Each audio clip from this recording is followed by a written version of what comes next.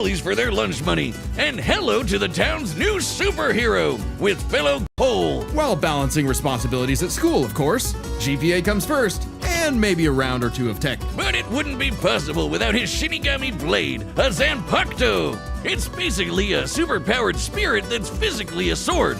Ghost Sword! Though strangely, Ichigo's sword is composed of two distinct spirits, both named Zangetsu, which isn't confusing at all. Just call him Old Man Zangetsu and Hollow Zangetsu. Anyway, the double Ghost Sword gives Ichigo lots of new moves, including his trademark attack, the Sword Beam to end all sword beams, Getsuga Tenjo! Getsuga Tencho is incredibly powerful, and so effective that Ichigo developed multiple variants. He can fire it as a wave, detonate it mid-attack to act as a barrier, and combine two at once into the even stronger Getsuga Jujisho. To cut even the biggest hollows down to size, Ichigo was ridiculously strong, even from frame 1. He can make giant shockwaves and parry spiritual light beams from a Menos Grande. And these aren't fake, slower-than-light lasers. Guidebooks confirm they're real light, and the novels say so too. Plus, early on, Uryu moved so fast that he left his own shadow behind. But as Ichigo became more involved with the Soul Society, he quickly found that he wasn't good enough. This Byakuya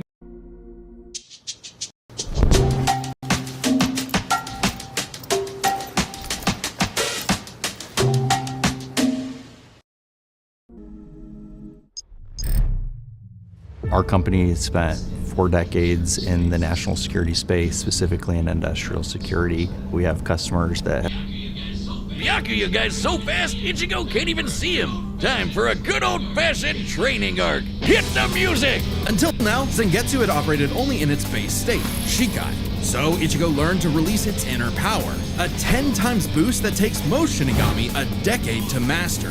Bankai! In Bankai, his speed skyrocketed, letting him turn the tables on douchebag Byakuya. Even in Shikai, he blocked an attack that could destroy the whole frickin' Soul Society. Because Ichigo's greatest gift is his potential to improve.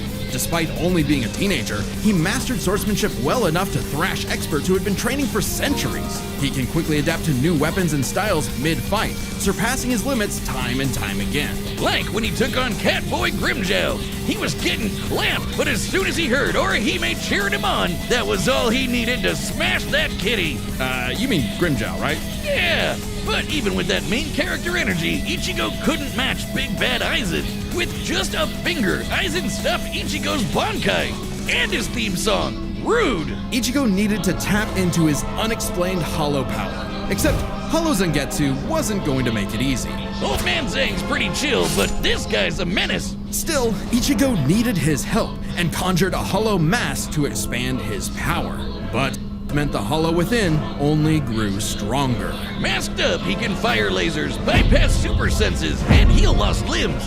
But piss him off enough and he'll go full hollow, and you really don't want that. Hollowification exceeds even Bankai, and was enough to crush Ukiura in a battle that shook all of Huecomundo, the world of hollows. Full hollow Ichigo could even tear through all 3 layers of hell.